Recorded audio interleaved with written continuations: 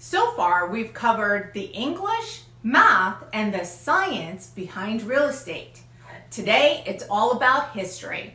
Today, it's time to turn back the pages of history and take a peek at what it used to look like to buy a home in the United States.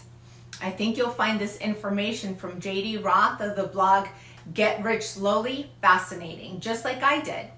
What did I learn? That for a long time, home ownership was the exception rather than the rule. Sure, farmers owned a bit of land and a small home, but most Americans didn't. During the 1800s, many didn't have those piles of cash needed, and the banks weren't of any help. They wouldn't even lend money to ordinary people. So mortgages didn't become commonplace until our banking system stabilized. And this was during the National Bank Acts in the 1860s.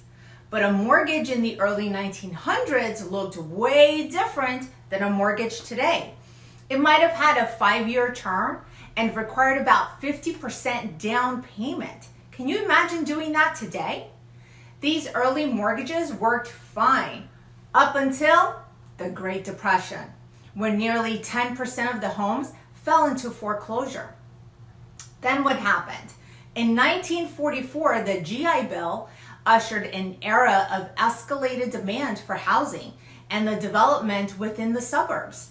As the housing market boomed during the 1940s and the 1950s, guess what else boomed? The real estate profession. So increased home prices and ownership rates brought in increased mortgages. So just consider the median size for a new home built in 1973, which by the way, I was 1 year old, was 1,525 square feet.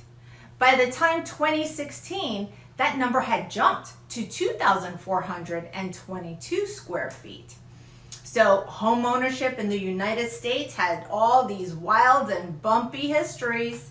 So the good news for today's prospective buyers is that owning a home is within reach of many more Americans than it used to be. So if you're thinking of buying or are curious as to what the process looks like in today's market, I'd love to discuss.